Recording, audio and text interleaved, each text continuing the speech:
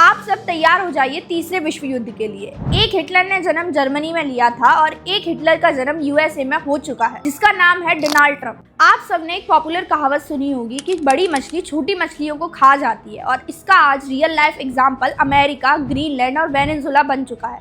America वो बड़ी मछली है जो इन छोटे छोटे देशों को अपने कब्जे में कर रहा है। रिसेंट में डोनाल्ड ट्रंप ने एक स्टेटमेंट दिया है, जिसके बाद से ग्रीनलैंड जो है वो काफी ज्यादा फेमस हो चुका है और न्यूज में आ रहा है। Because if we don't do it, Russia or China will take over Greenland, and we're not going to have Russia or China as a neighbor. अगर हम ग्रीनलैंड को समझने की कोशिश करें, इसका नाम ग्रीनलैंड है, लेकिन ये एक बर्फ से ढका हुआ आइलैंड है जिसकी पॉपुलेशन बहुत कम है।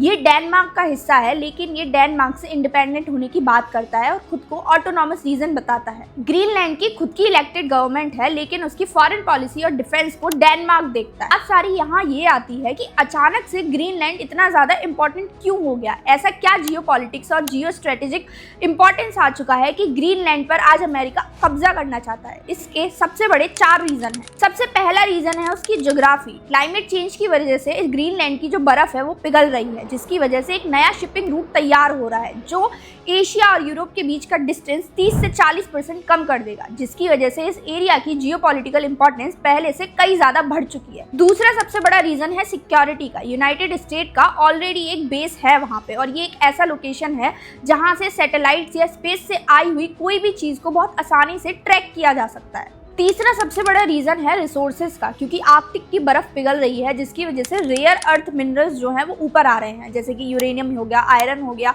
ऑयल हो गया और गैस हो गया, जिसकी वजह से ये जो लोकेशन है ग्रीनलैंड जो है वो काफ़ी ज़्यादा स्ट्रेटेजिकली इंपॉर्टेंट बन जाता है, क्योंकि ये सारी वो चीज़ें हैं जो आने वाली टेक्नोलॉजी में बहुत बड़ा इंपॉर्टेंट रोल प्ले करने वाली। चौथा सबसे बड़ा रीजन है ग्रेट पावर कॉम्पिटिशन का, क्योंकि रशिया और चाइना ऑलरेडी आर्कटिक पर अपनी निगाह जमाए हुए हैं, तो यूएसए भी पीछे नहीं रहना चाहता, और ग्रीनलैंड जो है वो आर्कटिक के बिल्कुल मुंह पर है।